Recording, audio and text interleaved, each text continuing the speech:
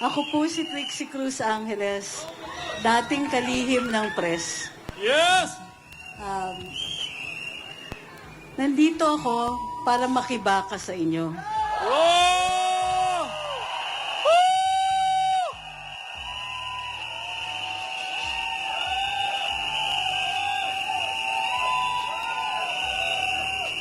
Dahil naiintindihan ko kung anong ibig sabihin at ang pakiramdam na biktima ng sariling gobyerno.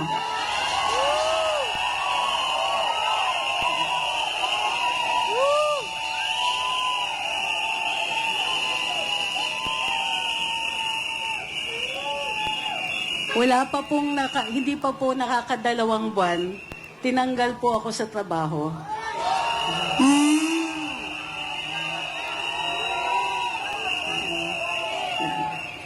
Wala naman akong ginawa.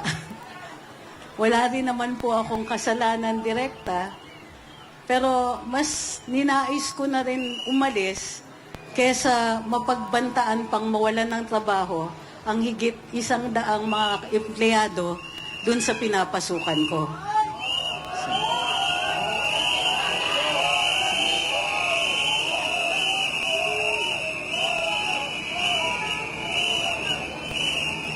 Pumupunta tayo sa eleksyon para mamili ng pinuno. Hindi natin inaasahan kapag ang pinuno na yon o ang pamunuan, sila mismo ang gagamit ng dahas sa sariling tao. Sila mismo ang lumalabag sa saligang batas. Sa dami ng problema ng bayan, pagkain, tubig, kuryente, transportation, internet, trabaho, edukasyon, kulang ang pondo. Parati na bumalik na tayo sa mga araw na tuwing may hinihingi tayo, sasabihin walang pondo para doon.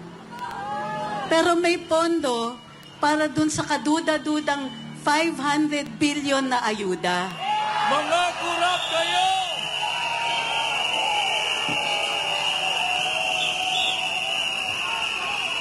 At tila may pondo para sa charter change. Problema, mahal ang pagkain. Nagmahal ang tubig. Nagmahal ang kuryente. Ang mahal ng transportation cost. Ang reseta nila sa atin, charter change at term extension. Bagong Pilipinas, mahal ang bigas! Bagong Pilipinas, mahal ang bigas! Bagong Pilipinas, mahal ang bigas! Bagong Pilipinas, mahal ang bigas! Bagong Pilipinas, mahal ang bigas! Bagong Pilipinas, mahal ang bigas! Bagong Pilipinas, mahal ang bigas! Pinoproblema natin mga basic, mga kailangan natin para lang mabuhay. Ang pinoproblema ng pamunuan, yung mga taong nagka-criticize sa kanila. Ang pinoproblema nila, paano sila tatagal sa pwesto. Ang pinoproblema nila, paano pa makakuha ng mas maraming pera. Hirap na po ang taong bayan.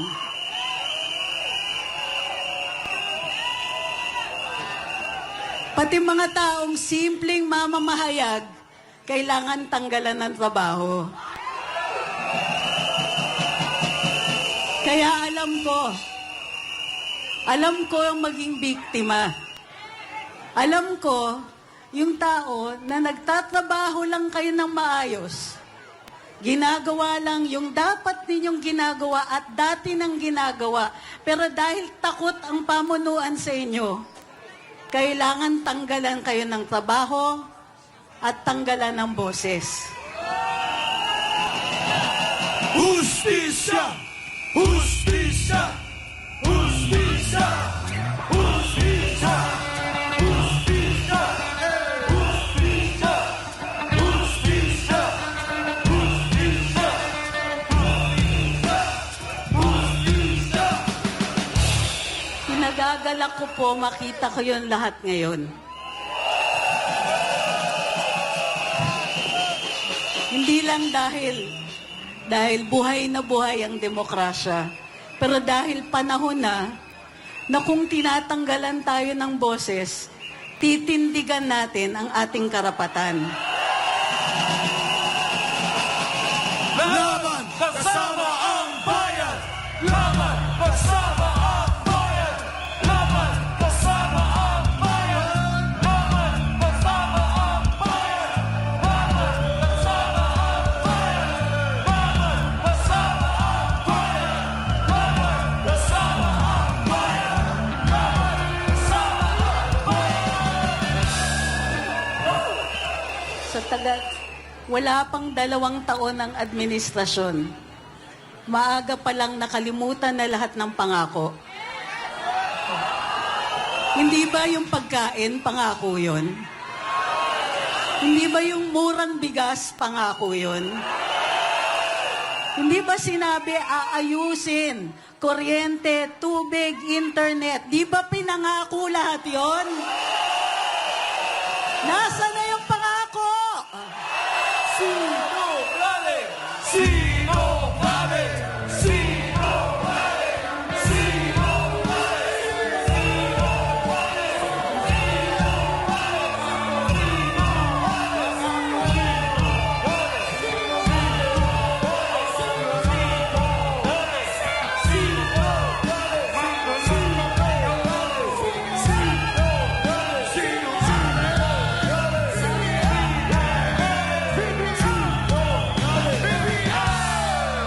Sabi ng Pangulo natin, at ito naaalala ko, sabi ng Pangulo natin, nakakaintindi siya sa mga taong naging biktima ng kawalan ng hustisya.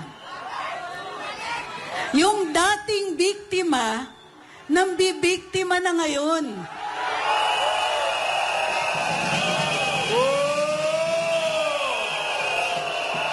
Hustisya! Nasa na yung pangako ng hustisya? Hustisya! Hustisya! Hustisya!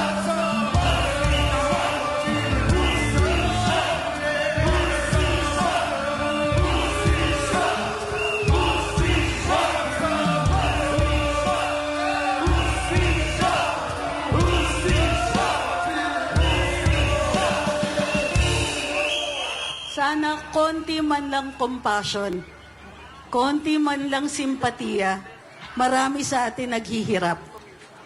Maraming naghahanap ng murang bigas. Maraming hindi na kaya bayaran yung kuryente at tubig. Pero pag buwan-buwan nakikita natin, nakasakay sa eroplano panay ang biyahe. Hindi mo pera yan! Hindi mo pera yan! Hindi mo pera yan!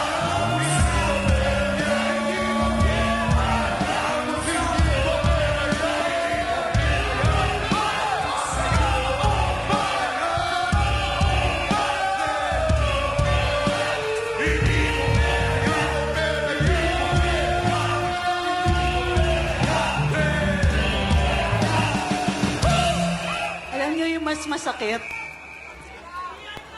Maliwanag yung hinanaing ng taong bayan. Imposibleng hindi tayo marinig. Andito tayo, publikong lugar. Malakas ang boses. Naka-broadcast, nasa social media. Imposibleng hindi nila tayo naririnig. Hindi ka pinga! Hindi kayo pinga!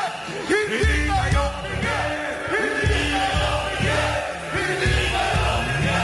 Hindi kayo pinga! Hindi kayo pinga! Hindi kayo pinga!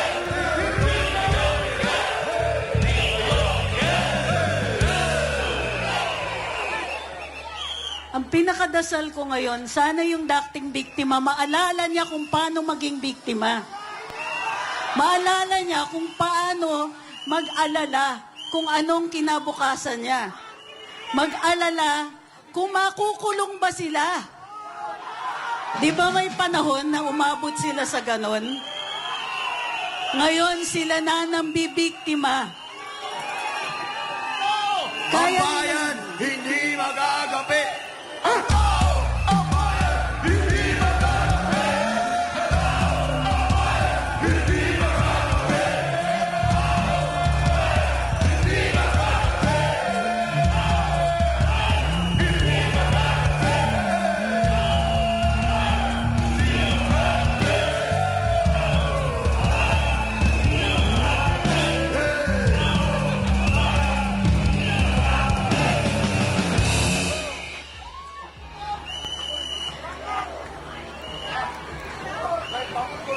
nung eleksyon, naalala ninyo, panay ang salita tungkol sa demokrasya,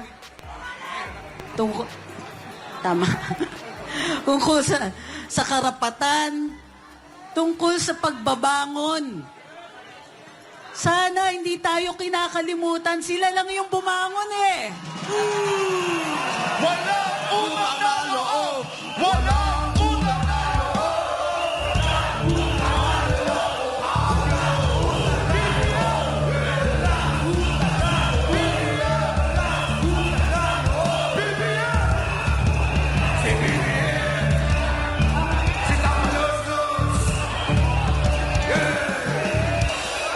Ang tunay na leader, ang hanap natin.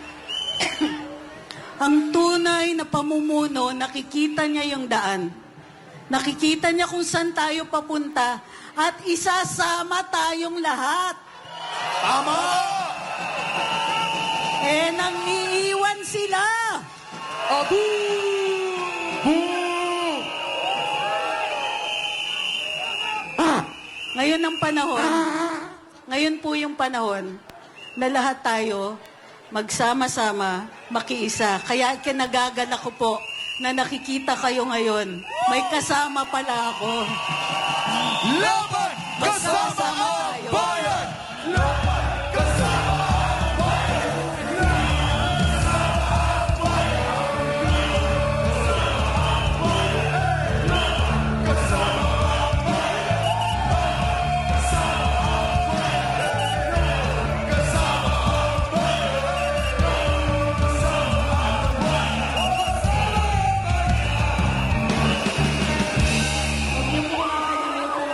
Wala na akong boses eh. Maraming salamat. Ano ko? Pero bago ang lahat. Phone. Phone. Bago ang lahat, gusto kong maalala itong moment na ito. Kasi,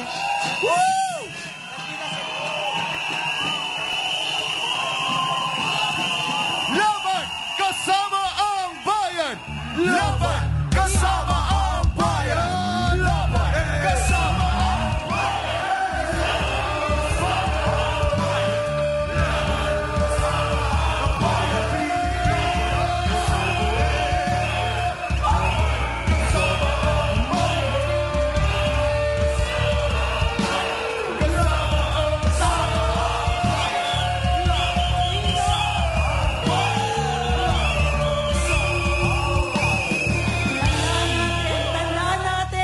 tandaan natin lahat.